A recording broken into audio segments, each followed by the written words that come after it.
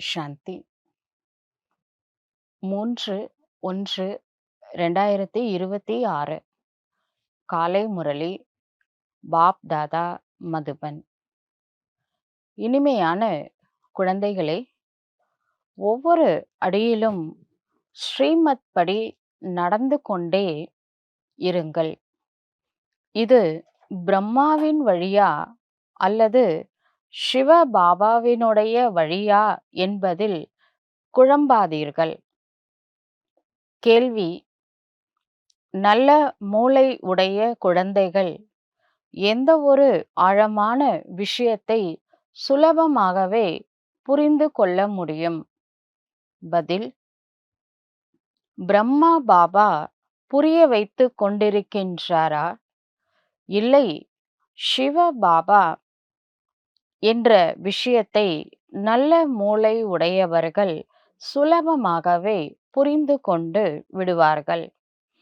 ஒரு சிலரோ இதில்தான் குழம்பி விடுகின்றார்கள். குழந்தைகளே, பாப் தாதா இருவரும் சேர்ந்திருக்கின்றார்கள். நீங்கள் குழம்பாதீர்கள் என்று பாபா கூறுகின்றார். ஸ்ரீமத் என்று புரிந்து நடந்து கொண்டே இருங்கள். பிரம்மாவின் வழிக்கு கூட சிவ பாபாதான் பொறுப்பாளர் ஆவார். ஓம் சாந்தி. ஆன்மீக தந்தை குழந்தைகளுக்கு புரிய வைத்து கொண்டு இருக்கின்றார். பிராமணர்களாகிய நாம் தான் ஆன்மீக தந்தையை அறிந்திருக்கின்றோம் என்பதை நீங்கள் புரிந்துள்ளீர்கள். உலகத்தில் எந்த மனிதர்களும் யாரை காட் ஃபாதர் அல்லது பரமபிதா பரமாத்மா என்று கூறுகின்றார்களோ, பரலோகத்தில் இருக்கிற பரமாத்மா அப்படின்னு யார சொல்றாங்களோ, அல்லான்னு யார சொல்றாங்களோ, கடவுளேன்னு யார சொல்றாங்களோ, ஈஸ்வரா அப்படின்னு யார சொல்றாங்களோ, எல்லாமே ஒருவரை தான் குறிக்கின்றது. அந்த ஆன்மீக தந்தையை மக்கள் அறியாமல் இருக்கின்றார்கள். அந்த ஆன்மீக தந்தை வரும் பொழுதுதான் ஆன்மீக குழந்தைகளுக்கு தன்னுடைய அறிமுகத்தை அளிக்கின்றார். சொல்லுவாங்க, சிவனோட அறிமுகம் கிடைக்கணும்னா அதுக்கு சிவனோட அருள் வேணும் அப்படின்னு சொல்லுவாங்க. உண்மையிலேயே பிகேஸ்லாம் கடந்த 2 யுகமா நம்ம செஞ்ச பக்தியினுடைய பலன், இந்த புண்ணியம்தான் கடவுள் நம்மளுக்கு கிடைச்சிருக்கிறாரு. இறைவன் இந்த பூமியில் அவதரிக்கும் பொழுது அவரை புரிந்து கொள்ளக்கூடிய பாக்கியம் கோடியில ஒரு சிலருக்கு தான் கிடைக்கும். ஏன்னா அவர் சாதாரண ரூபத்துல வருவேன் அப்படின்னு கீதையில சொல்லியிருக்காரு. அந்த கோடியில ஒரு சிலராக நாம இருக்கிறத நாம செஞ்ச பெரும் பாக்கியம் அப்படின்னு தான் சொல்லலாம். இந்த ஞானம் சிருஷ்டியின் ஆரம்பத்திலும் இருப்பதில்லை. தேவதைகளுக்கும் ஆத்மா பரமாத்மா டிராமா பத்தி எதுவுமே தெரியாத. சிருஷ்டியின் முடிவிலும் இருப்பதில்லை. தேவதா க்ஷத்ரிய வைஷ்ய சூத்ரா யாருக்குமே தெரியாத இது இந்த சங்கம யுகத்தில் இருக்கக்கூடிய பிராமணர்களுக்கு மட்டும்தான் தெரியும். தேவதைகளுக்கும் தெரியாத, சத்தியுகத்துல வாழ்ந்தவங்களுக்கும் தெரியாது, கலியுகத்தில் வாழ்பவர்களுக்கும் தெரியாத, சங்கமயுகத்தில் வாழக்கூடிய பிராமணர்களுக்கு மட்டுமே இந்த ஞானம் கிடைக்கின்றது. இந்த ஞானம் சிருஷ்டியின் ஆரம்பத்திலும் இருப்பதில்லை, சிருஷ்டியின் முடிவிலும் இருப்பதில்லை. இப்பொழுது உங்களுக்கு தான் இந்த ஞானம் கிடைத்திருக்கின்றது. இது சிருஷ்டியின் முடிவு மற்றும் ஆரம்பத்திற்கும் இடைப்பட்ட சங்கம யுகம் ஆகும். இந்த சங்கம யுகத்தை கூட யாரும் அறியாமல் உள்ளார்கள் என்றால் பின் தந்தையை எவ்வாறு அறிந்து கொள்ள முடியும்? யதா யதாஹி தர்மஸ்ய கிளானி அப்படின்னு கீதையில சொல்லப்பட்டிருக்கு. எப்பெல்லாம் தர்மத்திற்கு இழிவு ஏற்படுகின்றதோ அது எப்ப? இப்பதானே இந்த கல்பத்துல இந்த கலியுக எண்டுல தான் தர்மத்திற்கு இழிவு ஏற்பட்டிருக்கு. ஆத்மாவுடைய சுய தர்மம், பவித்ரதா, சுகம், சாந்தி. இன்னைக்கு உலகத்துல எல்லாருக்கும் அப்பவித்ரதா, துக்கம், அசாந்தி தான் நிறைஞ்சு இருக்கு. இந்த டைம்ல தான் இறைவன் பூமியில் அவதரிக்கின்றார். சம்பவாமி யுகே யுகே அப்படின்னு சொல்லிட்டாங்க கீதையில. சம்பவாமி, சங்கம் யுகே அப்படின்னு பாபா கரெக்ஷன் பண்றார். ஒரு கல்பத்தின் ஒவ்வொரு முறை இறைவன் பூமியில் அவதாரம் எடுக்கின்றார். ஹே பதீத பாவனரே, வாருங்கள், வந்து எங்களை தூய்மையாக ஆக்குங்கள் என்று கூறுகின்றார்கள். ஆனால் பதீத பாவனர் யார் மற்றும் அவர் எப்பொழுது வருவார் என்பது யாருக்குமே தெரியாத. நான் யாராக இருக்கின்றேன், எப்படிப்பட்டவனாக இருக்கின்றேன் என்று என்னை பற்றி யாருமே அறியாமல் உள்ளார்கள் என்று சிவ தந்தை கூறுகின்றார். நான் வந்து அறிமுகம் அளிக்கும் பொழுதுதான் என்னை அறிந்து கொள்ள முடியும். சூரியன் வராம சூரியனை பார்க்க முடியுமா? நம்மளுக்கு 2 கண்ணு நல்லா தான் தெரியுது. ஆனா, நைட்ல போய் நம்ம வானத்த பார்த்தா சூரியன் தெரியுமா? அதுக்கு சூரியன் வரணும். அது மாதிரி தான் இறைவன் பூமிக்கு வராம இறைவனுடைய ஞானம் நம்மளுக்கு கிடைக்காது. இறைவன் பூமிக்கு வந்தாலும் நம்ம கண்ணு தெரியணும்ல, 3வது கண்ணு. அது ஓப்பன் ஆனா தான் இறைவனை புரிந்து கொள்ள முடியும். கண்ணும் வேலை செய்யணும். ஞான சூரியன பார்க்கணும்னா, ஞான கண் ஒர்க் ஆகணும். அதனால ஞான சூரியன் வந்து ஞான கண்ணை திறந்து விடுறாரு. அதுக்கப்புறம் தான் நம்மளால அந்த இறைவனை முதல்ல தெரிந்து கொள்கின்றோம். பிறகு புரிந்து கொள்கின்றோம். நான் என்னை பற்றியும் படைப்பினுடைய முதல் இடை கடையினுடைய ரகசியத்தை பற்றியும் சங்கம யுகத்தில் ஒரு கல்பத்தின் ஒரே ஒரு முறைதான் வந்து அளிக்கின்றேன். இந்த கல்பத்திற்கும் அடுத்த கல்பத்திற்கும் இடைப்பட்ட இந்த சங்கம யுகம் ஒரு முறைதான். சம்பவாமி யுகே யுகேன்னு சொல்லிட்டாங்க. சம்பவாமி சங்கம் யுகே இறைவன் வருகின்றார். கல்பத்திற்கு பிறகு மீண்டும் வருவேன் அப்படின்னு இப்பவே சொல்றாரு. உங்களுக்கு என்ன புரிய வைக்கின்றேனோ அது மீண்டும் மறைந்து போய்விடுகின்றது. சத்தியுகம் முதற்கொண்டு கலியுகம் கடைசி வரைக்கும் எந்த ஒரு மனிதர் கூட பரமபிதா பரமாத்மாவாகிய என்னை அறியாமல் உள்ளார்கள். பிரம்மா, விஷ்ணு, சங்கரை பற்றி கூட எதுவுமே தெரியாத என்னை மனிதர்கள்தான் அழைத்தார்கள். பிரம்மா, விஷ்ணு, சங்கரை அழைக்கின்றார்களா என்ன? கடவுளேன்னு தான் கூப்பிடுறாங்க. ஏதாவது ஒரு பிரச்சனை வந்தா, ஓ பிரம்மா, ஓ விஷ்ணுலாம் கூப்பிடுறது இல்ல. இறைவா, கடவுளே, ஓ காட் அப்படின்னு தான் கூப்பிடுறாங்க. மனிதர்கள் துக்கம் அடையும் பொழுதுதான் இறைவனை அழைக்கின்றார்கள். சூக்ஷ்ம வதனத்தினுடைய விஷயமே கிடையாது. அது டெம்பரவரியா தான் இருக்கு. ஆன்மீக தந்தை வந்து தனது ஆன்மீக குழந்தைகளுக்கு, அதாவது ஆத்மாக்களுக்கு இறைவனே நேரடியாக வந்து புரிய வைக்கின்றார். உண்மையிலே புதுசா ஒரு நாலேட்ஜ் சொல்லல. ஏற்கனவே நம்மளுக்கு தெரியும். அதை நாம காலச்சக்கரத்துல மறந்துட்டோம். அதான் சொல்றார் இல்லையா, சத்தியுகத்துல இருக்கிறவங்களுக்கும் இந்த ஞானம் கிடையாது. கலியுகத்துல இருக்கிறவங்களுக்கும் கிடையாது. நாம வந்து டோட்டலா மறந்துட்டோம். அந்த நேரத்துல தான் இறைவன் வந்து இத வந்து ஞாபகப்படுத்துறாரு. இந்த நடராஜர் தில்லையில் நடனம் ஆடுவாரு அப்படின்னு சொல்றாங்க. அப்ப அவரோட கால் பாதத்துல ஒரு குட்டியா ஒரு அசுரன் இருப்பான். அந்த அசுரனுக்கு அப்பஸ்மரன் அப்படின்னு பெயர். அப்பஸ்மரன், ஸ்மரன் அப்படின்னா நினைவு. அப்பஸ்மரன்னா மறதி. இப்ப மறதின்ற அசுரன் வந்து ஆத்மாவுக்கு இந்த ஞானத்தை மறக்க வச்சுட்டாரு. இப்ப சிவபாபா வந்து நடராஜர் போல ஞான நடனம் புரிந்து ஆத்மாவிற்கு ஞாபகப்படுத்துறாரு.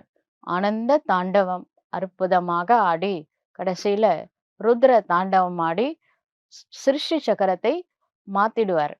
இந்த கலியுகம்ன்ற இந்த யுகத்த மாத்தி, புது யுகத்த கொண்டு வருவாரு. முழு சிருஷ்டி சக்கரம் இருக்குல்ல, 5000 இயர்ஸோட ஒரு சைக்கிள். கல்பா அப்படின்னு சொல்றோம். இந்த கல்பாவ தூக்கிட்டு, அடுத்த கல்பாவ ஸ்தாபனை பண்ணிட்டு கிளம்பிடுவாரு. புரியுதுங்களா? அப்புறம் மறைத்தல். சத்தியுகம், திரேதாயுகத்துல. அப்புறம் துவாபர கலியுகத்துல அங்கிருந்தே அருளல். சங்கம யுகத்துல இறைவன் நேரடியாக பூமியில் அவதரித்து படைத்தல், காத்தல், அழித்தல் எனக்கூடிய இந்த முத்தொழில் செய்றாரு. மொத்தமா 5 தொழில்கள் இறைவன் செய்கின்றார். இந்த ஞானம் இப்ப மட்டும் தான் நம்மளுக்கு தெரியும். அப்புறம் நம்ம மறந்துருவோம். அதுக்கு நாம குடுத்த ஒரு அசுரனுடைய உருவம் தான் அந்த அபஸ்மரன். தமிழ்ல முயலகன்னு பேர் வச்சிருக்காங்க. அது எதுக்காக வச்சாங்கன்னு தெரியல. முயற்சி பண்ணா நம்ம தெய்வதை ஆகலான்றதுக்காக வச்சிருக்காங்களா? அவர் முயற்சி பண்ண விடாம தடுக்கிறதுக்காக அபஸ்மரன் மறக்க வச்சாரா என்னன்னு தெரியல. ஆனா அபஸ்மரன் அப்படின்னா மறதி. மறதின்ற அசுரனால நான் யாரு? என்னுடைய தந்தை யாரு? என்னுடைய வீடு எங்க இருக்கு? சுயநினைவே இல்ல. அப்பா, அம்மா எப்படி ஞாபகம் இருக்கும்? இப்ப சிவபாபா தான் வந்து முதல்ல இருந்து ஸ்டார்ட் பண்றாரு. நல்லது. ஆன்மீக தந்தையின் பெயர் என்ன? ஞாபகப்படுத்துறாரு. நம்மளுடைய அப்பா பேர் என்ன? கேட்பாங்களே, சிலருக்கு அடிபட்டு சுயநினைவு இழந்து போயிட்டாங்கன்னா, உங்க அப்பா பேர் என்ன? வீடு எங்க இருக்குலாம் கேட்பாங்க. அது மாரி சிவபாபா நம்மள கேட்கிறாரு. நம்ம தான் இந்த அப்பஸ்மரணால மறந்துட்டோம்ல. ஞாபகப்படுத்துறாரு, "உன் பேர் என்ன?" "ஆத்மா" அப்படின்னு சொன்னாரா, இப்போ அவங்க அப்பா பேர் என்ன? அப்படின்னு கேட்கிறாரு. காட் சிவா. அதுதான் நம்மளுடைய தந்தையோட பெயர். பாபா என்று யாரை அழைக்கின்றோமோ, அவருக்கு அவசியம் ஏதாவது பெயர் இருக்கணும் தானே! பேர் இல்லாம யாருமே கிடையாதே! அப்ப இறைவன் நம்மளுடைய ஆத்மாவுடைய சொந்த தந்தை. தாயும் மாணவனாக இருக்கின்றார். அவருடைய பெயர் தான் சிவா. சிவா அப்படின்னா நன்மை செய்யக்கூடியவர், வேர்ல்டு பெனிஃபேக்டர் அப்படின்னு அர்த்தம். உண்மையிலேயே சிவன் என்ற ஒரே ஒரு பெயர் தான் அவருக்கு. ஆனா அவருக்கு நிறைய பேரு காரண பெயர் நிறைய வச்சிருக்காங்க. விஸ்வநாத், பசுபதிநாத் நிறைய பேர் இருக்கு.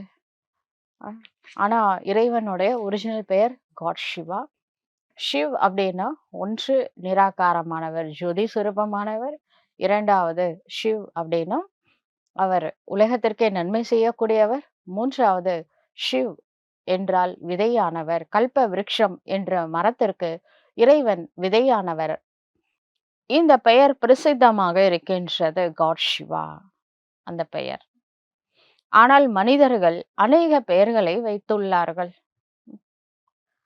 பக்தி மார்க்கத்துல அகத்தீஸ்வரர், வேதபுரீஸ்வரர், ஒரு பக்கம் ஈஸ்வரன்னு சேர்த்துருவாங்க.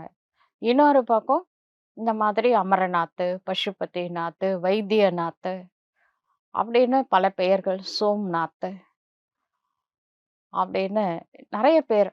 லிஸ்ட் போடலாம். பெரிய லிஸ்ட் இருக்கு. முடிஞ்சா ட்ரை பண்ணி பாருங்க. எத்தனை லிஸ்ட் இருக்கு. கடவுளுக்கு எவ்வளவு பேர் நம்ம வச்சிருக்கோம். பக்தி மார்க்கத்தில் தங்களுடைய புத்தியில் தோன்றுவதை கொண்டு இந்த லிங்க ரூபத்தை அமைத்தார்கள். பிறகும் பெயர் சிவன் என்பதே ஆகும். நான் ஒரு முறைதான் ஒரு கல்பத்தில் வருகின்றேன் என்று சிவ தந்தை கூறுகின்றார். இறைவன் பூமியில் வந்து முக்தி மற்றும் ஜீவன் முக்தியின் ஆஸ்தியை அளிக்கின்றார். மனிதர்கள் முக்தி தாமம், நிர்வான் தாமம் என்று பெயரை கூறுகின்றார்கள். என்றாலும் கூட ஒன்றுமே அறியாமல் உள்ளார்கள். தந்தையையும் அறியாமல் உள்ளார்கள். தேவதைகளையும் அறியாமல் உள்ளார்கள். தந்தை பாரதத்தில் வந்து எப்படி ராஜதானி ஸ்தாபனை செய்கின்றார் என்பது யாருக்குமே தெரியாது. பரமபிதா சிவ பரமாத்மா எப்படி பூமியில் அவதரித்து இந்த ஆதி சனாதன தேவி தேவதா தர்மத்தின் ஸ்தாபனை செய்கின்றார் என்ற எந்த விஷயங்களும் சாஸ்திரங்களில் கூட கிடையாது. அப்படியின்றி சத்தியுகத்தில் தேவதைகளுக்கு இருந்த இந்த ஞானம் மறைந்து போய்விட்டது என்பது அல்ல சத்தியுகத்துல டோட்டலா மறைஞ்சிடுச்சு அப்படின்னு சொல்ல முடியாது. ஆனா, அந்த தெய்வீக குணங்கள் சப்கான்ஷியஸ் மைண்ட்ல இருக்கிறதுனால, தேவதைகள் சம்பூர்ண நிர்விகாரியா இருந்தாங்க. சர்வகுண சம்பன்னமாக இருந்தாங்க. ஒருவேளை தேவதைகளிடம் இந்த ஞானம் இருந்தது என்றால், அது வழி வழியாக வந்து கொண்டே இருக்கும். உண்மைய சொல்லப்போனா, அவங்க ஞானத்த மறந்தது தான் உண்ம. ஆனா இந்த விதை உள்ள போயிடுச்சு. அது அவிநாஷி விதை. அதனால அவங்க ஆட்டோமேட்டிக்கா ஜீவன் முக்தியில அந்த ஸ்டேஜ்ல தேவதைகள் இருந்தாங்க. ஆத்மான்னு யாரும் சொல்லல. ஆனா அவங்க ஆத்ம உணர்வுல இருந்தாங்க. ஞானம் தேவைப்படல. ஆக்சுவலா சொல்லப்போனா. இஸ்லாமியர்கள், பௌத்த சமயத்தை சார்ந்தவர்கள் ஆகியோருடைய ஞானம் வழி வழியாக வந்து கொண்டே இருக்கின்றது. உண்மையிலேயே நம்மளுக்கு ஆத்மா, பரமாத்மா, டிராமா இந்த 3 சீக்ரெட் சிவ ரகசியம், தெய்வ ரகசியம், தில்லை ரகசியம் இது 3ம் நம்மளுக்கு தெரிஞ்சிருந்ததுன்னு வச்சுக்கோங்க சத்தியுகத்துல. இது பரம்பரையா வந்திருக்கும். நம்ம தான் மறந்துட்டோம். ஞாபகமே இல்ல தேவதைகளுக்கு ஞானம். ஆனா ஞான சொரூபமா இருந்திருக்கும். சொரூபத்துல இருந்திருக்கும். ஆனா நாலேட்ஜ் ஞாபகத்துல கிடையாது. இருந்திருந்தா பரம்பரையா வந்திருக்கும்ல. இப்ப கிறிஸ்டியன்ஸ் பரம்பரையா கிறிஸ்டியன்ஸ் இருக்காங்க. முஸ்லிம்ஸ் பரம்பரையா இருக்காங்க. தேவதா தர்மத்தை சார்ந்த ஆதி சனாதன் தேவி தேவதா தர்மம் எங்க இருக்கு பரம்பரையா? லிஸ்ட்ல இருந்து எடுத்துட்டாங்க. இந்த ஞானம் மறைந்து போய் விடுகின்றது என்பதை எல்லோரும் அறிந்துள்ளார்கள். நான் வரும்பொழுது எந்த ஆத்மாக்கள் பதீதமாக தூய்மை அற்றவர்களாகி ராஜ்யத்தை இழந்து அமர்ந்திருக்கின்றார்களோ அவர்களை நான் மீண்டும் தூய்மையாக ஆக்குகின்றேன். பாரதத்தில் ராஜ்யம் ராம ராஜ்யம் இருந்தது. பிறகு எப்படி ராமராஜ்யம் போச்சு? எப்படி ராவண ராஜ்யம் வந்தது? யாருக்குமே இந்த விஷயம் தெரியாது. எனவே குழந்தைகளுடைய புத்தி எவ்வளவு கீழ்த்தரமாக ஆகிவிட்டு இருக்கின்றது என்று சிவ தந்தை கூறுகின்றார். நான் குழந்தைகளுக்கு இந்த ஞானத்தை அளித்து பாக்கியத்தை அளிக்கின்றேன். பிறகு எல்லோரும் இந்த ஞானத்தை மறந்து விடுகின்றார்கள். எப்படி சிவ தந்தை வந்தார்? எப்படி குழந்தைகளுக்கு இந்த ஞான கல்வியை உபதேசம் செய்கின்றார்? இவை அனைத்தையும் தேவதைகள் மறந்து விடுகின்றனர். சரி, இது யார் மேலேயும் தோஷம் இல்ல. டிராமால நிச்சயிக்கப்பட்டுள்ளது. டிராமால நம்ம மறக்கணும்னு விதி. மறந்துட்டோம். குழந்தைகளுக்கு சிந்தனை கடலை கடைவதற்கான ஞான மந்தன் எப்படி செய்வது அப்படின்னு சொல்லிக் கொடுக்கிறாரு. இதன் மூலமாக உங்களுடைய புத்தி தெளிவடையும். கல்லு புத்தி தங்க புத்தியாக மாறும். நீங்கள் படித்துக் கொண்டே வந்திருக்கும் சாஸ்திரங்கள் ஆகியவற்றை சத்தியுக திரேதா யுகத்தில் படிக்கவில்லை என்று சிவ தந்தை கூறுகின்றார். அங்கு அவை தேவையே இல்லை. நீங்கள் இந்த ஞானத்தை கூட மறந்து விடுகின்றீர்கள். பிறகு கீதை போன்ற சாஸ்திரங்கள் எங்கிருந்து வந்தது? கண்டிப்பா அது துவாபர யுகத்தில் எழுதப்பட்டது. யாரெல்லாம் கீதையை கேட்டு இந்த பதவியை அடைகின்றார்களோ அவர்களே அறியாமல் இருக்கும் பொழுது ஒரிஜினல் கீதை காட் சிவா சொல்லி சங்கம யுகத்துல அதன் மூலமா யாரு தேவ பதவியை அடைந்தார்களோ அவர்களே மறந்து விடும் பொழுது மற்ற எல்லாரும் எப்படி அறிந்து கொள்ள முடியும்?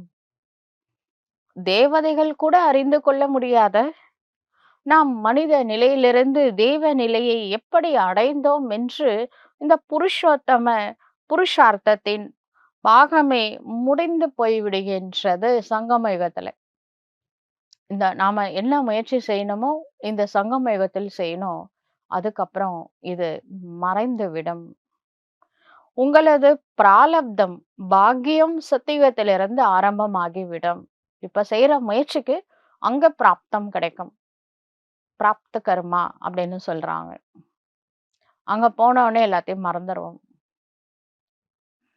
அங்க இந்த ஞானம் எப்படி இருக்க முடியும்? ஒருவேளை இந்த ஞானம் ஞாபகத்துல இருந்தா, நம்ம எவ்வளவு சந்தோஷமா இருக்க முடியுமா? தேவதைகள்லாம். திரும்பவும் கலியுகத்துல வரணும், திரும்பவும் இந்த மாரிலாம் ஒரு கஷ்டம் வரும்னு நெனச்சா, தேவதைகளால சந்தோஷமாவே இருக்க முடியாது. அதனால முதல் வேலையா தேவதைகள் ஞானத்தை மறந்துருவாங்க.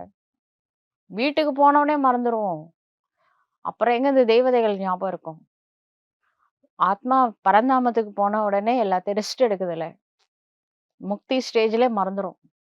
நிர்சங்கல்ப சமாதி அவஸ்தால இருக்கும் ஆத்மா. அப்புறம் ஃப்ரெஷ்ஷா பூமிக்கு இறங்கும். அது எதுவுமே ஞாபகத்துல இருக்காது. ஒரு வேஷம் முடிச்சுட்டு அடுத்த வேஷம் போடும்போது, போன வேஷத்துல நடந்ததெல்லாம் மறந்துரும் ஆத்மா. இதுல ஒரு கிஃப்ட் ஆக்சுவலா. ஞாபகம் இருந்தா, இந்த வேஷத்துல நடக்கிற விஷயத்தையே மறக்க முடியாம நெறைய பேருக்கு மன உளைச்சல், மன அழுத்தம், ஏகப்பட்ட டிப்ரஷன் கேஸ் இருக்காங்க. நம்ம இன்னும் போதா குறைக்கு போன பிறவி ஞாபகம் இருந்தா என்ன ஆகும்? அதனால மறதி கூட சில சமயம் நல்லது. ஆனா எத மறக்க கூடாதோ அத மறக்க வச்சது தான் அப்பஸ்மரன். எத மறக்கணுமோ அத மறந்து தான் ஆகணும். நல்ல விஷயங்கள மறக்க வச்சது அப்பஸ்மரன். சிவபாபா சொல்றாரு, கெட்டதெல்லாம் மறந்துடுங்க. Past is past. New year ஆரம்பிச்சிருச்சு. நல்லத மட்டும் நினைங்க. ஞாபகப்படுத்துறாரு. பாபா சொன்ன விஷயங்கள நினைங்க. பாபாவ நினைங்க. ஆத்மான்னு நினைங்க. மீதி எல்லா மனுஷங்க சொன்னதெல்லாம் மறந்துடுங்க. அப்பஸ்மரன் என்ன பண்றாரு? எத மறக்கணுமோ அத ஞாபகப்படுத்துறாரு. எத நினைக்கணுமோ அத மறக்க வைக்கிறாரு. புரியுதுங்களா? உங்களுக்கு ராஜயோகம் கற்பிக்கப்பட்டு, பிராலப்தம் அதனுடைய பலனை நாம் சத்தியுகத்தில் போய் அனுபவம் செய்வோம். பிறகு அங்கே துர்கதி என்பதே இருக்காது. கஷ்டமே இருக்காது.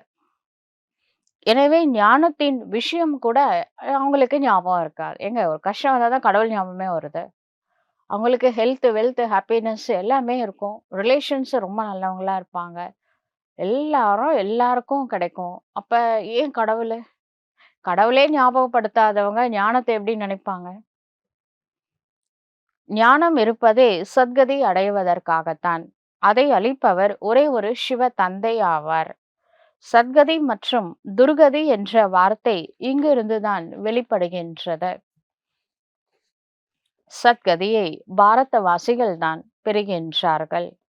ஹெவன்லி காட்ஃபாதர் ஹெவன் எனும் சொர்க்கத்தை படைக்கின்றார். எப்பொழுது படைத்தார்? ஏன் ஹெவன்லி காட்ஃபாதர்ன்னு பேரு வச்சாங்க? எப்ப படைச்சாரு?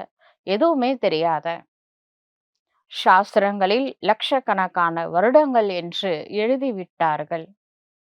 குழந்தைகளே, உங்களுக்கு மீண்டும் ஞானத்தை அளிக்கின்றேன்.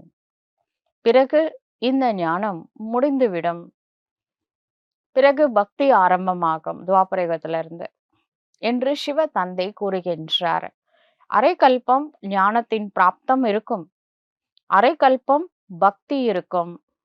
இது கூட யாருக்குமே தெரியாது.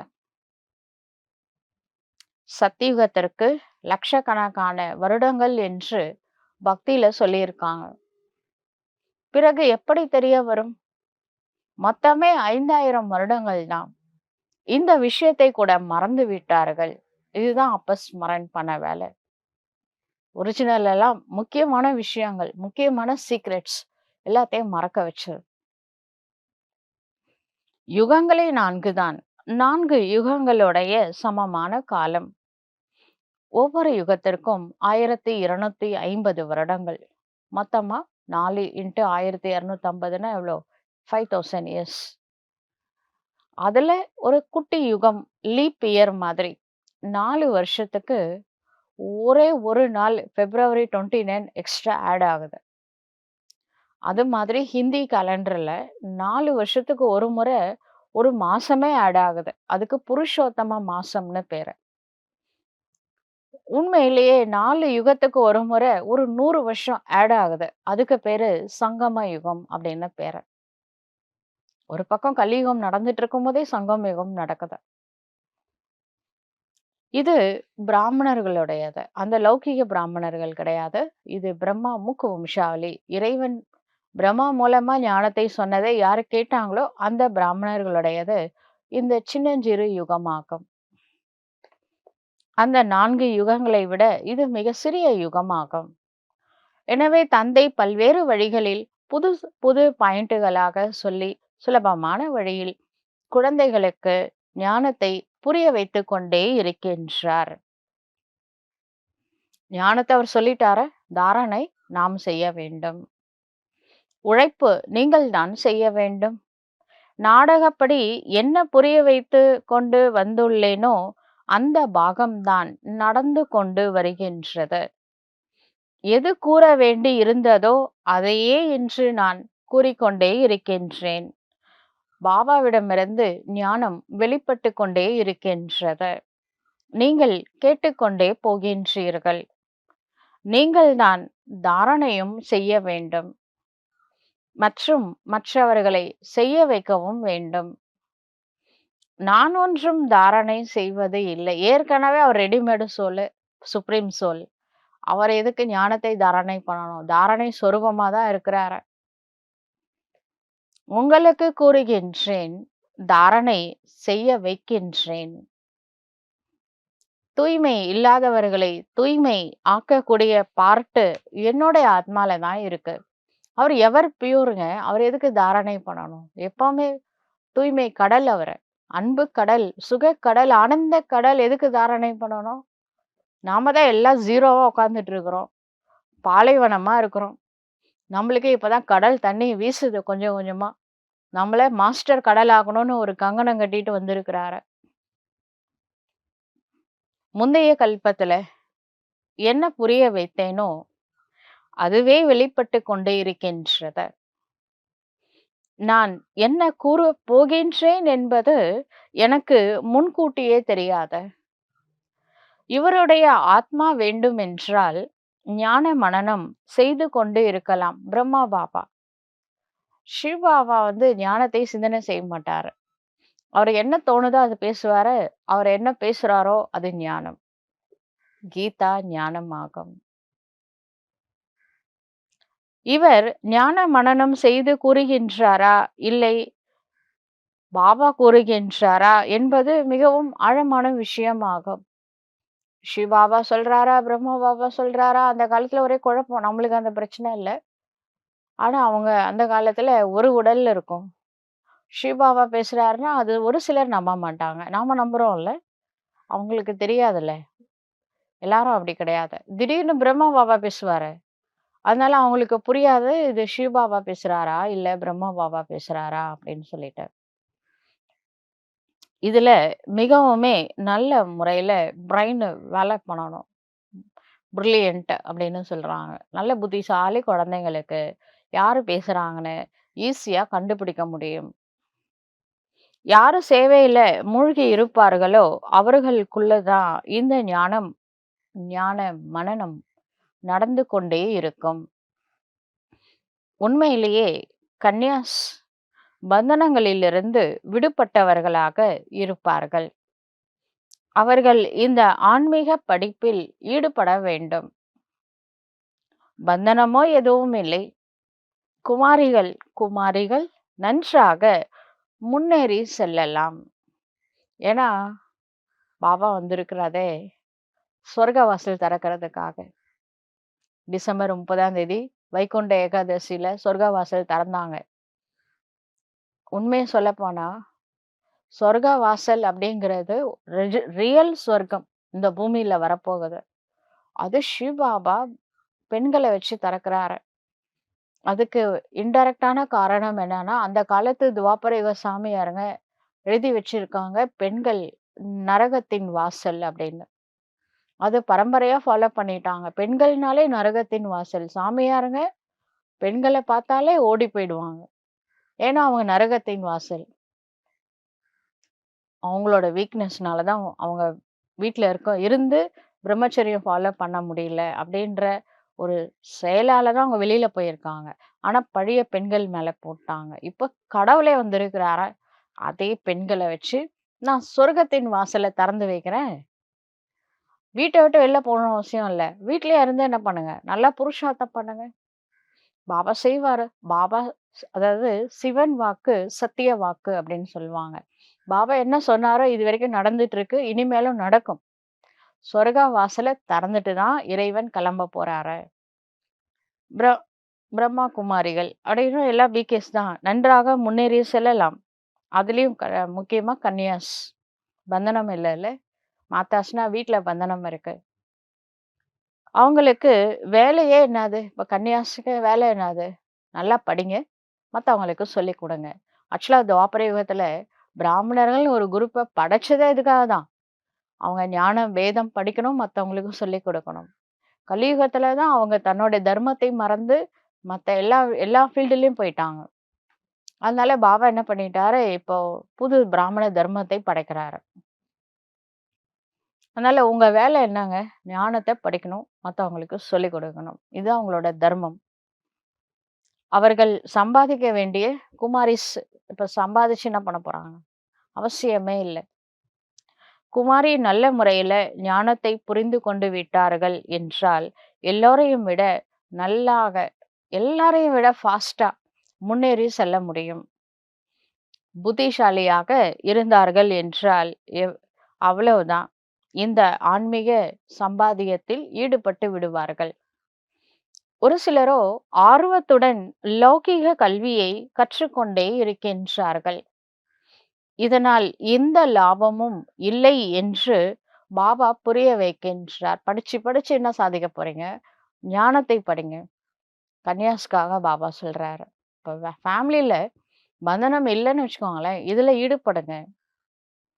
நீங்கள் இந்த ஆன்மீக படிப்பை படித்து சேவையில் ஈடுபட்டு கொண்டே இருங்கள். அந்த படிப்போ எந்த வேலைக்கும் பிரயோஜனம் இல்லைங்க. படிச்சுட்டு இல்லற விவகாரங்கள்ல தான் போயிடுறாங்க. கடவுள் அப்புறம் கிடைக்க மாட்டார்ல. ஒரு கல்பால ஒரு முறை தானே கிடைக்கிறாரு. யூஸ் பண்ணுங்க. இல்லறத்தின் தாய்மார்கள் ஆகிவிடுகின்றார்கள். அப்புறம் அவங்களுக்கு ஃபேமிலி, கடமைகள்லாம் வந்துரும்ல. அப்புறம் அவங்கள டிஸ்டர்ப் கடவுளே பண்ண மாட்டாரு. அதனால கன்னியாவா இருக்கும்போதே நீங்க வந்து யூஸ் பண்ணிக்கோங்க உங்களுடைய வாழ்க்கைய. இறைவனோட சேவையில அதிகமா ஈடுபடுத்துங்க. கன்னிகைகளோ இந்த ஞானத்தில் ஈடுபட வேண்டும். அப்படிதான் கடவுள் கூட விரும்புறாரு. ஒவ்வொரு அடியிலும் ஸ்ரீமத் படி நடந்து தாரணையில் ஈடுபட வேண்டும். மம்மா ஆரம்பம் முதலே ஆரம்ப காலத்திலே வந்தார்ல. மம்மா கேள்விப்பட்டிருப்பீங்கல்ல. எல்லாருக்கும் தெரியும் மம்மாவ. அவங்கலாம் கன்னியா தானே. அவங்க எவ்வளோ சரஸ்வதி ஆயிட்டாங்க. கல்வியின் தேவி. எவ்வளோ பெரிய விஷயம். அது நம்ம டீம் கேப்டன் அவங்க தான். அதனால கொஞ்சம் மம்மாவையும் ஃபாலோ பண்ணிக்கோங்க. அவங்க நாலேஜ்ல வந்த உடனே இந்த எப்ப புரிஞ்சதோ அவ்வளோதான். தீவிர புருஷார்த்தம் ஸ்டார்ட்டிங்ல இருந்தே பண்ண ஆரம்பிச்சுட்டாங்க. எத்தனை குமாரிகளோ காணாமல் போய்விட்டார்கள். குமாரி கன்யாஸ்க்கு ஒரு நல்ல வாய்ப்பு பாபா குடுக்குறாரு. ஸ்ரீமத் படி நடந்தாங்க அப்படின்னா மிகவும் ஃபர்ஸ்ட் கிளாஸா ஆகி விடுவார்கள். இது ஸ்ரீமத் ஆகுமா இல்லையா? இது சிவபாபா சொன்னாரா? பிரம்மா பாபா சொல்றாரா? அதுல தான் நெறைய பேர் குழப்பத்துல போயிடுறாங்க. இப்ப என்ன பிரம்மா பாபா சொன்னாரா? ஸ்ரீ நாராயணன் சொல்றாருன்னு நெனச்சுக்குவாங்களேன். அவர் என்ன சாதாரண ஆளா? பிரம்மா பாபா சிவனோட வாகனம்ங்க. நந்தி சொன்னா கேட்க மாட்டீங்களா? நம்ம நல்லதுக்கு தானே சொல்வாரு. அப்பா சொத்து குடுக்குறாரு. அதனால அப்பா சொன்னது தான் கேட்பேன். அம்மா சொல்றத நான் கேட்க மாட்டேன். அப்படி யாராவது லௌகீகத்துல சொல்லுவாங்களா? தாயும், தந்தையும் 2 பேருமே இம்பார்ட்டன்ஸ். பிரம்மா நம்மளுக்கு தாயாகவும், சிவன் தந்தையாகவும் இருக்கிறாரு. ஐயப்பன் மாதிரி நம்மலாம். 2 பேரும் சொல்றத கேட்கணும். பிரம்மா சாதாரணவர் கிடையாதுல்ல. ஸ்ரீ நாராயண்ங்க. அதனால அவரு சொன்னா என்ன? நம்ம வந்து குறைஞ்சிடவே மாட்டோம். அதனால இது ஸ்ரீமத்தா இல்லையா? பாபாவோட ரதம் சொல்லிட்டாரு. என்ன ரதம்? அ அவரு வந்து நம்ம நல்லதுக்கு தானே சொல்றாரு. அம்மா எப்பவுமே நல்லது தானே செய்வாங்க. நம்பிக்கை வைங்க. இவர் மூலமாக ஒருவேளை நீங்க பிரம்மா பாபா சொல்ற பேச்சு கேட்டு உங்களுக்கு லாஸே வந்தா கூட பொறுப்பு, ரெஸ்பான்சிபிலிட்டி ஷிவ் பாபா எடுக்கிறேன் அப்படின்னு கேரண்டி குடுக்குறாரு. அவருக்கேயாச்சே வேற என்னங்க வேணும்? ம். இது ஸ்ரீமத் ஆகுமா இல்லையான்னா எல்லாம் குழப்பமே வேணாங்க. இவர் மூலமாக ஏதாவது தப்பு நடந்தா கூட நீங்க ஸ்ரீமத் படி நடந்தீங்க அப்படின்னா, சிவ தந்தை தானாகவே அதை சரி செய்து விடுவார். எழுதி வச்சுக்கோங்க. ஸ்ரீமத் கிடைப்பது கூட பிரம்மா மூலமா தானே நம்மளுக்கு ஸ்ரீமத் கிடைக்குது. நந்தி மாரி குறுக்கல நிக்கிறேன் அப்படின்னுவாங்க. நந்தி இல்லாட்டி எப்படி சிவன் கிடைப்பாரு? எப்பவுமே ஸ்ரீமத் கிடைக்கின்றது என்று நாம் தான் புரிந்து கொள்ள வேண்டும். பிறகு என்ன ஆனாலும் சரி, ஏங்க கடவுளே சொல்றாரு, "நான் பொறுப்பு அப்படின்னு நான் ஃபுல் ரெஸ்பான்சிபிலிட்டி எடுத்துக்கிறேன்" அப்படின்றாரு. ஃபாலோ பண்ணுங்க. பிரம்மா பாபா சொன்னா என்ன? சிவ பாபா சொன்னா என்ன?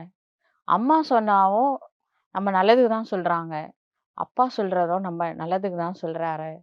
"தாயிற் சிறந்த கோவிலும் இல்லை, தந்தை சொல்மிக்க மந்திரம் இல்லை." தாய் தன்னோட உடலை ஆலயமாக்குனாங்க. தந்தை அந்த ஆலயத்துல வந்து நம்மளுக்கு ஞான உபதேசம் பண்றாரு. சிவன் சொல்ல விட தனியா மந்திரம் படிக்கணும்னு அவசியம் இல்லை. தாய் பிரம்மா பாபா கோவிலா தன்னோட உடம்ப ரதமா குடுத்திருக்கிறாரு. வேற என்ன வேணும்? அ அந்த தாய் சொல்றத கேட்டா நம்மனா குறைஞ்சா போயிடுவோம்? ம். எது நடந்தாலும் சிவ தந்தை பொறுப்பு எடுத்துக்கிறேன்னு சொல்றாருல்ல. அதனால நாம முரளியில பாபா என்ன சொல்றாரோ, சிவ பாபா சொல்றாருன்னு நினைச்சுக்கிட்டு ஃபாலோ பண்ணுங்க. நாடகத்தில் இந்த ரகசியம் பொருந்தி இருக்கின்றது. இவரையும் திருத்த முடியும். பிறகு தந்தை ஆவார் அல்லவா? பாப் தாதா இருவரும் சேர்ந்திருப்பதால் நிறைய பேருக்கு ஒரே குழப்பம். சிவ பாபா கூறுகின்றாரா, இல்லை பிரம்மா பாபா கூறுகின்றாரா என்று தெரியவில்லையே. யார் பேசுறாங்கன்னு தெரியலையே. யார் பேசினா பேசிட்டோம்.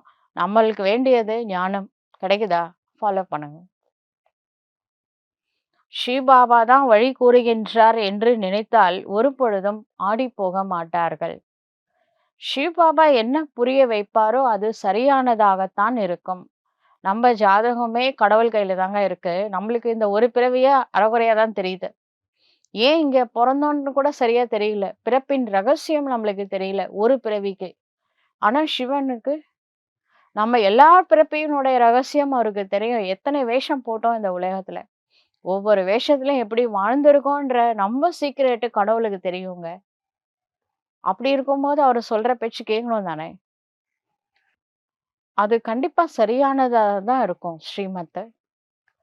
பாபா, நீங்கள் தான் என்னுடைய தந்தை, ஆசிரியர், குரு என்று நீங்கள் தான் கூறுகின்றீர்கள். எனவே ஸ்ரீமத் படி நடக்க வேண்டும் அல்லவா? என்ன கூறுகிறாரோ அதன்படி நடங்க.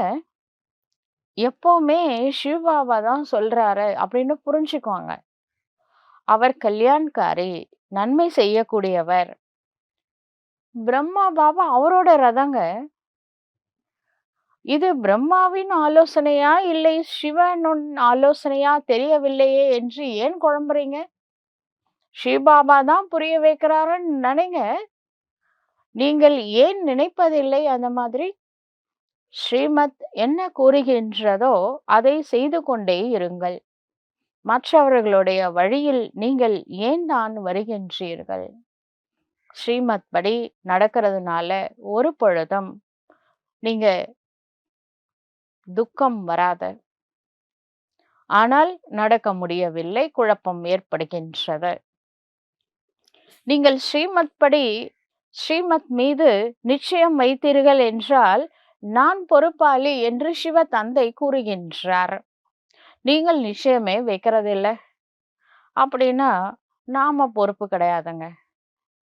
ஸ்ரீமத் படி நடக்க வேண்டும் என்று எப்பொழுதும் புரிந்து கொள்ளுங்கள். அவர் என்ன கூறினாலும் சரி, ஜானகி தாதி சொல்லுவாங்க, "வெள்ளை காக்கா பறக்குதுன்னா" ஆமாமாமா பாப்பா, வெள்ளை காக்கா பறக்குது. கூட ஒரு குட்டி வெள்ளை காக்கா கூட பறக்குது அப்படின்னு சொல்லணும். பாபா என்ன சொன்னாலும் கரெக்ட். கண் மூடிட்டு நம்புங்க. 2, 2, 5ன்னு வேற. கரெக்ட். ஏன்னா 2 யுகம், 2 யுகம். ராமராஜ்யம் 2 யுகம், ராவண ராஜ்யம் 2 யுகம். ஆனா மொத்தமா 5 யுகம். அப்படிதானே? கல்பத்துல. எல்லாமே கரெக்ட் தானே? எல்லாத்துக்கும் ஒரு தனி கணக்கு வச்சிருப்பாரு. அதனால நம்ம என்ன பண்ணணும்? நம்ம புத்தி யூஸ் பண்ணக்கூடாது. புத்திய சரண்டர் பண்ணணும். பாபா நீ என்ன சொன்னாலும் கரெக்ட்டு. நீ என்ன சொன்னாலும் அத நான் ஃபாலோ பண்றேன். ஆக்ஞாகாரியா இருப்பேன், வஃபாதாரா இருப்பேன், ஹானஸ்டியா இருப்பேன். அப்படின்னு நீங்க பாபாக்கு சொல்லணும். New year ரெசல்யூஷன்ல. அணைத்தாலும் சரி, அடித்தாலும் சரி. ம். "பியார் கரே யா டுக்கராவேன்னு" ஒரு பாட்டு இருக்கு. பாபா நம்மள அடிச்சாலும் சரி, அல்லது அன்பு குடுத்தாலும் சரி, நான் உன்ன விட்டு போக மாட்டேன். ஆனா சிவ பாபா அடிப்பாரா? டெஸ்ட் பேப்பர் அது. மாயா குடுக்குற டெஸ்ட் பேப்பர். அது டெஸ்ட் பேப்பர் வந்தாலும் சரி, இல்ல சிவனுடைய அன்பு கிடைச்சாலும் சரி. நான் வந்து புரிஞ்சுச்சு நம்மளுக்கு இவரு தான் கடவுள்னு. இவர விட்டு வெளியில போனா, மாயா வந்து மரண அடி குடுக்கும். அதனால இப்ப இருக்கிறது ஒரு பெரிய விஷயம் இல்ல. பாபா காப்பாத்திடுவாரு. ரக்ஷா கவச் அவர்ட்ட இருக்கு. அதனால நம்புறது நம்புனீங்க. 100% நம்பிடுங்க. அவ்வளதான். மத்ததெல்லாம் பாபா பார்த்துப்பாரு. கடவுள் கையில வாழ்க்கையை சரண்டர் பண்ணிடுங்க. சர்வம் சிவார்ப்பணம். இது அவருக்கான பாடலாகும். "நீ என்ன செஞ்சாலும் பரவால்ல. நான் உன்ன விட்டு போறதா ஐடியாவே கிடையாது." அப்படின்னு பேசுங்க பாபாகிட்ட.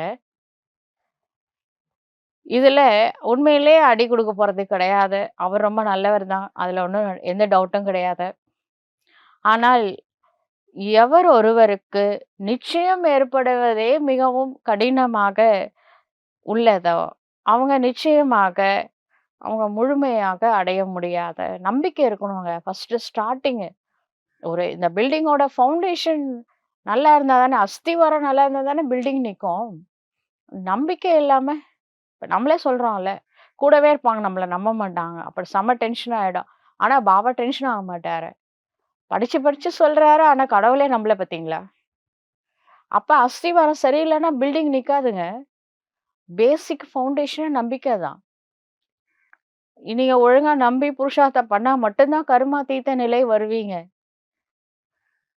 அத ஞாபகப்படுத்திக்கோங்க. ஆனா அந்த நிலை ஏற்படுவதற்கு டைம் வேணும். ஒரே நாள்ல அப்படியே நம்ம தேவதை ஆயிட முடியுமா? 2500 வருஷமா பாவம் பண்ணி வச்சிருக்கோம். லிஸ்ட் எடுத்து பாருங்க. ஒவ்வொரு பிறவியில என்னென்ன பண்ணிட்டு வந்திருக்கிறோம். துவாபர யுகத்துல அவ்வளோ பண்ணல. ஆனா கலியுகத்துல நெறைய பண்ணிட்டோங்க. அதெல்லாம் சரி பண்ணணும்னா, உங்களுக்கு ஒரே நாள்ல இன்னைக்கு பிகே ஆனா நாளைக்கு தேவதை ஆக முடியுமா? பிராக்டிகலா யோசிச்சு பாருங்க. 2500 வருஷம் பாவம் செஞ்சத, அட்லீஸ்ட் ஒரு 25 வருஷமாவது லகாதார் புருஷார்த்தம் பண்ணணும். இப்ப இருக்கிறது 10 வருஷம் தான். அப்ப எப்படி புருஷார்த்தம் பண்ணணும்? அத யோசிங்க. சிவ பாபா மூலமாகவோ ஒரு பொழுதும் எந்த ஒரு தவறும் ஏற்பட முடியாத இவர் மூலமாக இப்ப பிரம்மா வந்து தவறு செய்யறதுக்கு வாய்ப்பு இருக்கலாம். ஏன்னா, அவரு மனித உடல்ல இருக்கிறாரு. அவருக்கும் கணக்கு, கர்ம கணக்கு எல்லாமே இருக்கு. ஆனாலும் பிரம்மா வந்து பாப் சமான் ஆயிருப்பாருன்னு ஏன் நம்ப முடியல? அந்த காலத்துலயாவது அவரு ஃபுல் ஸ்டேஜ் வர்றதுக்கு கொஞ்சம் டைம் எடுத்திருக்கிறாரு. அது வேற விஷயம். இப்ப பிரம்மா பாபா எப்படி இருக்காரு? பாப் சமானா இருக்காருல்ல. 2 பேரும் நம்மளுக்கு உதவி தானே செஞ்சுட்டு இருக்கிறாங்க. நம்புங்க. இவங்க இருவருமே சேர்ந்து இருக்கின்றார்கள். இந்த சங்கர நாராயண் கோவில்னு ஒரு பேரு. 2 பேரும் சேர்ந்து இருக்கிறது. சிவனும், பிரம்மாவும் சேர்ந்து இருக்கிறாங்க இப்ப. அதுதான் அந்த மாரி கோவில் வச்சிருக்காங்க. அதான் பாப் தாதா அப்படின்னு சொல்றோம். இப்ப கூட மதுபனுக்கு பாப் தாதா மிலன் தான் ஃபார்மே ஃபில்லப் பண்றோம். பாப் தாதான்னா பிரம்மா பாபா உடம்புல சிவ பாபா வந்து அவரு வந்து குல்சார் தாதி உடம்புல வராங்க. பாப் தாதாவை சந்திக்க தான் போறோம். சிவ பாபா சந்திக்க போல. 2 பேருமே அந்த உடம்புல இருக்காங்க. ஆனா, இந்த ஞானத்த சொல்றவரு காட் சிவா. அதுல 100% நம்பிக்கை இருக்கணும். அதன்படி நாம் நடக்கவும் வேண்டும். நம்பிக்கை இருந்தா நடந்து தான ஆகணும். எனவே பாபாவின் ஸ்ரீமத் என்று புரிந்து நடந்து கொண்டே செல்லுங்கள். அப்பொழுது ஒருவேள நீங்க ஏதாவது தவறு செஞ்சா சரி பண்ணிடுவாரு கடவுள். சில இடங்களில் சில பேர் தவறா புரிஞ்சுக்கிறாங்க. சில ஞான கருத்துக்களை எல்லாத்தையும் சிவபாபா சரி பண்ணிடுவாரு. அதுக்கு தானே வந்திருக்கிறாரு. தவறை சரி பண்றது தான் கடவுளே வந்திருக்கிறாரு பூமிக்கு. பதீத்தமானவர்களை பாவனமாக்குறதுக்காக தான் வந்திருக்கிறாரு. நீங்க அந்த கரைய தோண்டிட்டு, நோண்டிட்டுலாம் இருக்கக்கூடாது. பணத்த புதைச்சாச்சுல விட்டுருங்க. இறந்த காலம். தோண்ட வேணாம். நெக்ஸ்ட் என்ன பண்ணலான்னு யோசிங்க. 2025ல நடந்தது நடந்ததாகவே இருக்கட்டும். 2026ல இருந்து ஒரு புதிய பர்த் எடுத்தோம்னு நெனச்சுக்கிட்டு, நெக்ஸ்ட் என்ன பண்றது? புருஷார்த்தத்த தீவிரப்படுத்துங்க. சிவ் பாபா மற்றும் பிரம்ம பாபாவின் முரளியை கூட மிகவும் நல்ல முறையில் புரிந்து கொள்ள வேண்டும் என்று யாரு கூறுனா என்ன? அ பிரம்மா பாபா சொன்னாரா? சிவ் பாபா சொன்னாரா? இப்படிலாம் குழப்பிக்க வேணாங்க. பிரம்மா பேசுவதே இல்லை அப்படின்னு சொல்ல முடியாது. நடுவுல பிரம்மா பாபா பேசுறாருன்னு நம்மளுக்கு நல்லாவே தெரியும். ஆனா, நீங்க நெனச்சுக்கோங்க, பிரம்மா பாபாவுக்கு ஒண்ணுமே தெரியாது. ஜீரோன்னு நெனச்சுக்கோங்க. நம்மளுக்கு ஞானத்த சொல்றது ஹீரோ சொல்லிட்டு இருக்கிறாரு. சிவன் தான் ஞானத்த சொல்றாருன்னு நெனச்சுக்கோங்க. பிரம்மா பாபாவே சொல்றாரு, "நான் என்ன விட்டுருங்க. நீங்க சிவ பாபா சொல்றத ஃபாலோ பண்ணுங்க" அப்படின்றாரு. ம். ஏன் இவ்ளோ குழப்பம்? சிவ பாபா தான் எல்லாமே சொல்றாரு. சிவ பாபாவின் ரதத்திற்கு நானே என்ன பண்ணிட்டு இருக்கிறேன் தெரியுமா உங்களுக்கு? பிரம்மா பாபா சொல்றாரு. நானே சிவ பாபா ரதத்துக்கு சாப்பாடு குடுக்குறேன். சிவ பாபாவோட ரதத்துக்கு ஸ்நானம் பண்ண வைக்கிறேன். சிவ பாபாவோட ரதத்த தூங்க வைக்கிறேன்னு நானே நெனச்சுட்டு இருக்கிறேன். நீங்க எதுக்கு நம்மள பார்க்குறீங்க? நீங்க சிவ பாபாவ நெனைங்க. சிவ பாபாவின் பண்டாரத்திற்கு சேவை பண்றேன்னு வேற நான் சேவை பண்ணிட்டு இருக்கிறேன். ம். சாணி உருட்டியிருக்காரு. ரோடு போட்டிருக்கிறாரு. இதெல்லாம் எதுக்கு செய்றாரு? இது சாமியாருங்க செய்வாங்களா? செய்ய சொல்லுங்க. ஒரு ஒரு பீடாதிபதி, மடாதிபதி அவங்கள ஏதாவது கர்மண சேவை பணம் வாங்கிடுங்க பார்க்கலாம். பிரம்மா பாபா என்ன செய்யல? எவ்ளோ பண்ணியிருக்காரு. நான் சிவ பாபாவோட பண்டாரால சேவா பண்றேன்னு அவரு தாராளமா செஞ்சுட்டு இருக்கிறாரு. நம்ம ஃபாலோ ஃபாதர் தானே பண்ண போறோம். நான் பிரம்மாவ நினைக்கணும்னு அவசியம் இல்லல்ல. சிவ பாபாவ நினைங்க. பிரம்மா பாபாவ ஃபாலோ பண்ணுங்க. இது நினைவில் இருந்தால் கூட மிகவும் நல்லது. சிவ பாபாவின் நினைவில் இருந்து என்ன செய்தாலும், நீங்க கர்மண சேவை பண்ணும்போது பாபா நினைவுல இருந்து செஞ்சு பாருங்க. எல்லாரையும் விட நீங்க பீட் பண்ணிடுவீங்க. தீவிர புருஷார்த்தம் வரலன்னா கேளுங்க. முக்கியமான விஷயமே முக்கியமான விஷயமே சிவ தந்தையுடைய நினைவுதான். தந்தை புரிய வைப்பதன் மீது கவனம் செலுத்த வேண்டும். தந்தைதான் பதித பாவனர் ஞான கடல் ஆவார். அவர்தான் அசுத்தமான சூத்திரர்களை கிளீன் பண்ணி பிராமணன் முதல்ல ஆக்குறாரு. ஞான ஞான ஸ்நானம் முதல்ல பண்ண வச்சு பிராமணர்களா ஆக்குறாரு. அப்புறம் யோக அக்னியில இன்னும் கொஞ்சம் கிளீன் பண்ணி பிராமணர்களை தேவதைகளா மாத்துறாரு. ஞான ஸ்நானம் சூத்திரர்களை பிராமணன் ஆக்குது. யோக அக்னி பிராமணர்களை தேவதையா ஆக்குது. இந்த வேலை தான் இப்ப பண்ணிட்டு இருக்கிறாரு கடவுள். பிராமணர்களை தான் தூய்மையாக்குகின்றார். சூத்திரர்களை யோகா அப்படின்னு தெரியாதுல்ல. ஞானம் வந்ததுக்கு அப்புறம் தான் யோகா வருது. அதனால பிராமணர்களா முதல்ல கன்வெர்ட் பண்றாரு சூத்திரர்களை.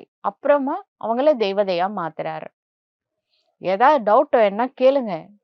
அத விட்டுட்டு இந்த ஞானத்துல நீங்க கடவுளையே டவுட் பண்ணக்கூடாது.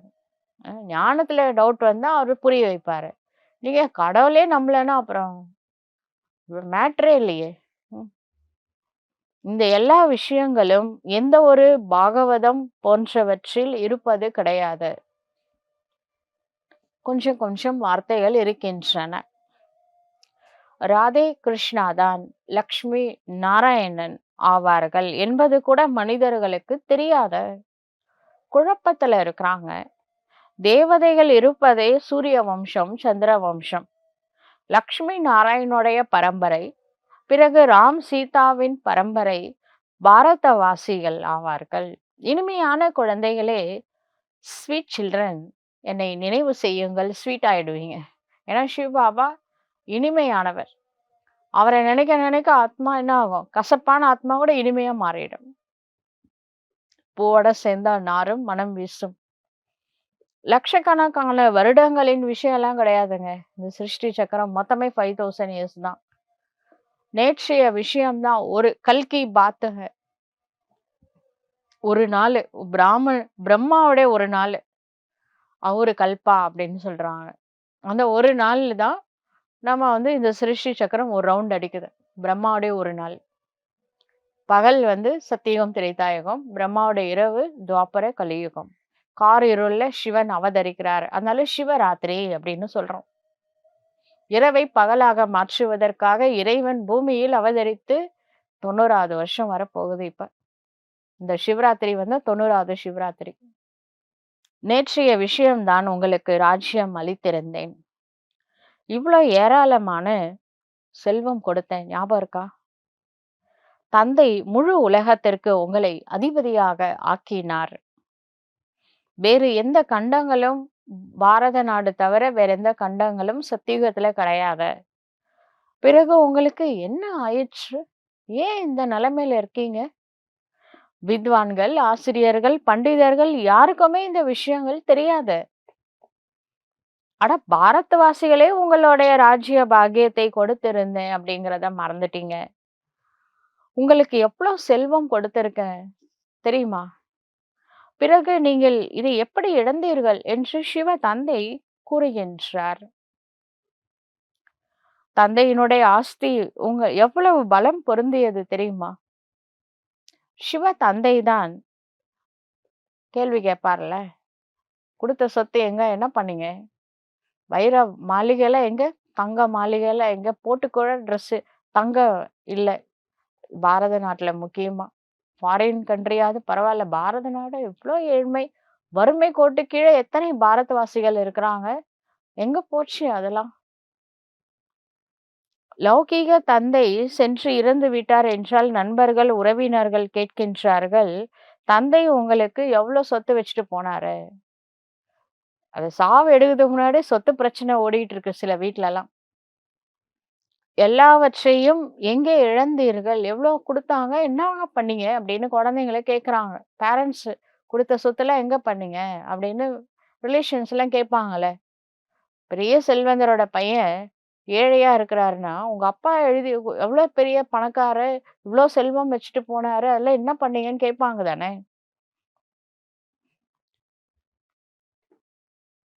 நம்மள யார் கேட்பாங்க? கேட்கறதுக்கு ஆளே இல்ல. அப்படின்னு நெனச்சுக்காதீங்க. கடவுளே கேட்கிறாராம். எல்லையில்லாத தந்தை. அவர் வந்து சோழியா இருந்த உங்கள வைரமா மாத்துனாரே! இவ்ளோ பெரிய ராஜ்யத்தை குடுத்தாரு. அந்த செல்வம்லாம் என்ன பண்ணீங்க? பதில் சொல்லுங்க. ம். அப்படின்னு பாபா கேட்கிறாராம். நீங்க என்ன பதில் சொல்ல போறீங்க? என்ன சொல்ல போறீங்க? யாருக்குமே புரிய வருவது கிடையாது. இவ்ளோ ஏழையா எப்படி ஆனீங்க? ம். இது பாப்பா சரியா தான் கேட்கிறாரு அப்படின்றது பிகேஸ்க்கு மட்டும் புரியும். முதலில் எல்லாமே சத்தோ பிரதானமாகத்தான் இருந்தது. பிறகு கலைகள் குறைந்து கொண்டே சென்றன. அதனால் எல்லாமே குறைந்து ஒண்ணுமே இல்லாம போயிடுச்சு. சத்தியுகம் சத்தோ பிரதானமாக இருந்தீங்க. சத்தியுகத்துல லக்ஷ்மி நாராயணுடைய ராஜ்யம் இருந்தது. ராதா கிருஷ்ணரை விட லக்ஷ்மி நாராயணுடைய பெயர் அதிகமாக பிரபலமாக இருக்கின்றது. அவர்களை பற்றி யாரும் எந்த ஒரு நிந்தனையும் செய்யறது கிடையாது. கிருஷ்ணர வந்து பயங்கரமா நிந்தனை பண்ணியிருக்காங்க. ஆனா நாராயணன பண்ண மாட்டாங்க. அவங்க நாராயணனே சத்தியுகத்துல காமிச்சிருக்காங்க. அவங்க இந்த துவாபர யுகத்துல கிருஷ்ணர மட்டும் தான் காமிச்சிருக்காங்க. நாராயணன் சில பேர் வைகுண்டத்துல இருந்தாரு. மேல இருந்ததா காமிச்சுட்டாங்க. மற்ற எல்லாரும் நிந்தித்து எழுதியிருக்கிறாங்க. லக்ஷ்மி நாராயணுடைய ராஜ்யத்துல எந்த ஒரு அசுரனும் இருப்பதாக கூறுவது இல்லை. எனவே இவை புரிந்து கொள்ள வேண்டிய விஷயங்களாகும். லக்ஷ்மி நாராயண் அப்படின்றது மகாவிஷ்ணு. அவர் வைகுண்டத்துல இருப்பாரு. வைகுண்டத்துல அசுரன் கிடையாது. அப்படிதானே சொல்லப்பட்டிருக்கு. வைகுண்டம் இந்த மண்ணில்ன்றது இப்பதானே நம்மளுக்கு புரியுது. சொர்க்க வாசல் பூமியில தான் திறக்குறாங்க. இங்க தான் திறக்கப்படுது. பாபா ஞான செல்வத்தினால் நம்மளுடைய புத்தி எனும் பையை நிரப்பிக் கொண்டே இருக்கின்றார். குழந்தைகளே, இந்த மாயையிடம் கொஞ்சம் அதிகமாகவே எச்சரிக்கையுடன் இருங்கள் என்று சிவ தந்தை சொல்கின்றார். நல்லது. இனிமேலும் இனிமையான காணாமல் போய் வெகுகாலம் கழித்து கண்டு எடுக்கப்பட்ட குழந்தைகளுக்கு தாய் தந்தையாக விளங்கும் பாப் தாதாவின் அன்பு நினைவுகள் மற்றும் காலை வணக்கம். ஆன்மீக குழந்தைகளுக்கு ஆன்மீக தந்தையின் நமஸ்காரம். ஆன்மீக தந்தைக்கு ஆன்மீக குழந்தைகளின் நமஸ்காரம். தாரணைக்கான முக்கிய சாரம். முதல் பாயிண்ட், புத்திசாலி ஆகி உண்மையான சேவையில் ஈடுபட வேண்டும். பொறுப்பாளர் ஒரு சிவ தந்தை ஆவார். எனவே ஸ்ரீமத்தில் சந்தேகம் எழக்கூடாது. பிரம்மா பாபா சொன்னாரா, சிவ பாபா சொன்னாரா, சந்தேகம் வர வேணாம். பிரம்மா பாபாவே சொன்னாலும் சிவ பாபா சொன்னாருன்னு ஃபாலோ பண்ணுங்க. நிச்சயத்தில் ஆடாது இருக்க வேண்டும். நம்பிக்கை வேண்டும். இரண்டாவது பாயிண்ட், ஞான மனனம் செய்து தந்தையின் ஒவ்வொரு அறிவுரையின் மீதும் கவனம் செலுத்த வேண்டும். ஸ்வயம் ஞானத்தை தாரணை செய்து மற்றவர்களுக்கும் கூற வேண்டும். வரதானம், தன்னுடைய அனாதி ஆதி ரியல் சொரூபத்தை ரியலைஸ் செய்யக்கூடிய சம்பூர்ண தூய்மையானவர் ஆகுக. அனாதி சொரூபம்ன்றது நம்ம பரந்தாமத்தில் இருந்தது. ஆதி சொரூபம் என்பது சத்தியுக தேவதா சொரூபம். ஆதி சனாத்தன் தேவி தேவதா சொரூபம். இது நம்மளுடைய ரியல் சொரூபம். அனாதி சொரூபம், ஆதி சொரூபம். இதுதான் நானு அப்படிங்கறத ரியலைஸ் செய்யக்கூடிய சம்பூர்ண தூய்மையானவர் ஆகுக. ஆத்மாவினுடைய அனாதி மற்றும் ஆதி ஆகிய இரண்டு காலங்களின் உண்மையான சொரூபம் தூய்மையே ஆகும். தூய்மையற்ற நிலை என்பது செயற்கையானது. நம்ம பரந்தாமத்துல ஆத்மா எப்படி இருந்தது? தூய்மையாக இருந்தது. அந்த கலரே பொன்னம்பலம்னு சொல்லுவாங்க. செம்பொன் நிறமான கலர். அது தூய்மையை குறிக்கின்றது. அப்படிதான் ஆத்மா இருந்துச்சு பரந்தாமத்துல. அப்புறம் பூலோகத்துல வரும் பொழுது தேவதைகள் உடலும் தூய்மை, மனமும் தூய்மை, உலகமும் தூய்மை, 5 தத்துவங்கள் தூய்மையா இருந்துச்சு. மனசும் தூய்மையா இருந்தது. இதுதான் உங்களுடைய ஒரிஜினல் நேச்சர். தூய்மையற்ற நிலை என்பது செயற்கையானது. சூத்திரர்களுடைய புத்தியாகும். சூத்திரர்களுடைய பரிசு அப்படின்னு சொல்லலாம். சூத்திரர்கள்னா நாம பிரிச்சு வச்சோமே, ஒரு குறிப்பிட்ட வர்க்கத்தை சார்ந்தவங்க சூத்திரர்கள்னு. அப்படி இல்லை. கலியுகத்துல வாழ்ற அத்தனை பேருமே சூத்திரர்கள் தான். காரணம், விகாரங்களுக்கு அடிக்ஷன். அவங்களதான் கடவுள் செலக்ட் பண்ணி பிராமணனா முதல்ல கன்வெர்ட் பண்றாரு. ஞானத்தினால ஸ்நானம் பண்ணி, அதுக்கப்புறம் யோகத்தினால அவங்கள தேவதையா மாத்துறாரு. இதெல்லாம் இறைவன் செயல். சூத்திரர்களின் பொருளை பிராமணர்கள் பயன்படுத்த மாட்டாங்க. லௌகீகத்துல பக்கத்திலே சேர்க்க மாட்டாங்க. அந்த மாதிரி நீங்க விகாரத்தை யூஸ் பண்ணாம இருங்க. உண்மையான பிராமன் அப்படின்னா என்ன அர்த்தம்? பாபா சொல்ற பிராமன். சூத்திரர்கள் அப்படிங்கிறது விகாரங்கள். அதை நீங்க டச் கூட பண்ணாத இருங்க. கோவப்படாதீங்க. அட்டாச்மெண்ட் வேணாம், பற்று வேணாம், 5 விகாரம் எதுவுமே வேணாம். எனவே அனாதி ஆதி ரியல் சொரூபத்தில் நான் தூய்மையான ஆத்மா ஆவேன். சம்பூர்ண நிர்விகாரி ஆத்மா நானு. பரந்தாமத்தில் இருக்கும் போதும் சரி, பூலோகத்துல சத்தியுகத்துல வரும் பொழுதும் சரி. இந்த சங்கல்பம் மட்டும் செய்யுங்க. யாரை பார்த்தாலும் அவர்களுடைய உண்மையான ரியல் சொரூபத்தை பாருங்கள். இவங்க கூட பரந்தாமத்துல இருந்த ஆத்மா தானே. இப்ப கலியுகத்துல சூத்திரன் போல விகாரத்துக்கு அடிக்ஷனா இருக்கிறாங்க. ஆனா இவங்களோட ஒரிஜினல் பரந்தாமத்துல இருக்கும்போது எப்படி இருந்தாங்க? தூய்மையா தானே இருந்தாங்க. அந்த கண்ணோட்டத்துல ஏன் பார்க்க கூடாது? அப்ப திருந்தாதவங்க கூட திருந்துவாங்கல்ல. கொஞ்சம் பார்வைய மாத்துங்க, கண்ணோட்டத்தை. உண்மையை உணருங்கள், ரியலைஸ் பண்ணுங்க. அப்பொழுதுதான் நாமளும் சம்பூர்ண தூய்மையாக முடியும். மத்தவங்கள அந்த திருஷ்டியில பார்க்க பார்க்க உங்க திருஷ்டியே அவங்கள மாத்துங்க. கண்டிப்பா. முதல் தரமான ஏர் கண்டிஷன் டிக்கெட்டுக்கு உங்களுக்கு அதிகாரி பாபா ஆக்கிடுவாரு. நீங்களும் தூய்மையா இருங்க, மத்தவங்களையும் தூய்மையான ஆத்மான்னு நெனச்சு நெனச்சு அந்த திருஷ்டியில பாருங்க, ஒரு நாள் அவங்க தூய்மை ஆயிடுவாங்க. குறைந்தபட்சம் அவங்க உங்கள தப்பான எண்ணத்தோட பார்க்க மாட்டாங்க. செஞ்சு பாருங்க. உங்களுக்கு நான் ஏர் கண்டிஷன் டிக்கெட் 84 பர்த்துக்கும் நல்ல ட்ரெயின் டிக்கெட் புக் பண்ணி தந்துடுறேன் அப்படின்னு பாபா சொல்றார். மத்தவங்கள கம்பேர் பண்ணும்போது உங்களோட பர்த் கண்டிப்பா நல்ல பிறவியா தான் குடுப்பாரு. நான் சொல்றத ஃபாலோ பண்ணுங்க. இந்த சங்கம் யுகத்துல. ஸ்லோகன் சொல்றாரு. பரமாத்தம் ஆசீர்வாதத்தினால தன்னுடைய பையை நிரப்பிக் கொள்ளுங்கள். அப்பொழுது மாயா அருகாமையில் வர முடியாத கடவுளோட ஆசீர்வாதத்தை விட ஒரு பெரிய ஒரு புரொடெக்ஷனுக்கான சாதனம். மாயா ப்ரூஃப்க்கு வேற எந்த சாதனமும் தேவையில்லை. இறைவனுடைய ஆசீர்வாதம் உங்களுக்கு பாதுகாப்பு கவசமாக இருக்கும். அந்த ஆசீர்வாதம் பெறணும்னா அவரு சொல்ற பேச்சு கேட்கணும். முக்கியமா யோகா பண்ணணும். சதா பாபா நினைவுல இருக்கணும். அப்ப உங்கள சுத்தி ஒரு புரொடெக்ஷன், பாதுகாப்பு கவசம் ஏற்படும். அதுக்குள்ள மாயா வர்றதுக்கு தைரியம் அதுக்கு இருக்காது. பரமாத்மா ஆசீர்வாதங்களினால் தன்னுடைய பையை நிரப்பிக் கொள்ளுங்கள். அப்பொழுது மாயா அருகில் வர முடியாது. நல்லது. ஓம் சாந்தி.